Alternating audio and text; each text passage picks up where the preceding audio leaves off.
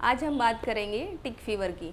टिक fever dogs में होता कैसे है और आप अपने पेट को उससे कैसे बचा सकते हो। जैसे ही कोई इन्फेक्टेड टिक आपके पेट को बाइट करती है तो वो कुछ इन्फेक्शन, प्रोटोजोआ है, पैरासाइट है, वो उसके ब्लड में छोड़ देती है।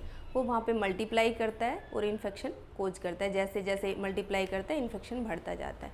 अब आपको कैसे पता लगेगा कि उसको टिक फीवर जैसी कोई बीमारी हो रही है? तो सबसे पहले जो आप नोटिस कर सकते हो, कुछ साइन सिम्टम्स हैं बेसिक जो आप पता लगा सकते हो। जैसे कि उसमें बुखार आएगा, तेज़ बुखार होगा इसके साथ साथ डल हो जाएगा, वीक होगा। कई बार कुछ ब्लीडिंग डिसऑर्डर्स होते हैं, जैसे कि नाक से ब्लड आ रहा है या फिर लूज मोशन हो गए, मोशन में ब्लड आ रहा है, कुछ ब्लैक स्टूल्स आ रहे हैं, लूज स्टूल्स आ रहे हैं। तो ये बेसिक चीज़ें, खाना पीना छोड़ देता है, इनसे आप पता लगा सकते हो कि कुछ इस तरह का इन्फेक्शन उसको है। साथ में उसकी बॉडी पे टिक्स भी हैं, तो ये कोरिलेट हो जाता है कि कुछ टिक्स फीवर जैसी कोई बीमारी हो सकती है। तो ऐसा कुछ मिलता है तो आप तुरंत अपने वेट से कंसल्ट करें। आपका वेट कुछ बेसिक टेस्ट करेगा ताकि प्रिसाइजली पता किया जा सके कि किस तरह का उसमें इन्फेक्शन है। वो अकॉर्डिंगली आपका वेट उसी के अकॉर्डिंग उसको ट्रीट करेगा।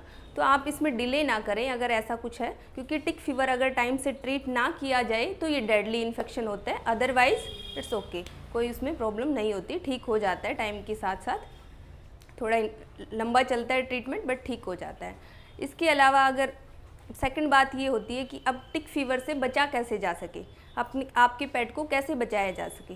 तो अगर टिक नहीं होंगे तो टिक फीवर नहीं होगा। तो आप आपके पेट को टिक से बचा के रखें। आप जहाँ पे घुमाने ले जाते हैं, घास में, मिट्टी में, लॉन है, गार्डन है, वहाँ से टिक्स आते हैं।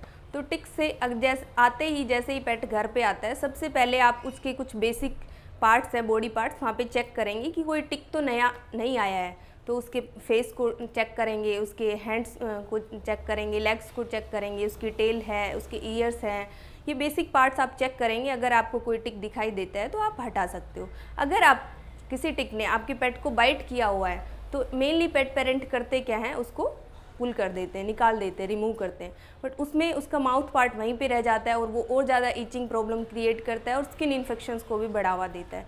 तो अगर उस तरह से आप निकालने की कोशिश भी करते हैं तो उसको जो पकड़ते हैं आप, जितना स्किन के नज़दीक से पकड़ सके उतना पकड़ें ताकि माउथ पार्ट्स अंदर ना रहे और कंप्लीट रिमूवल हो।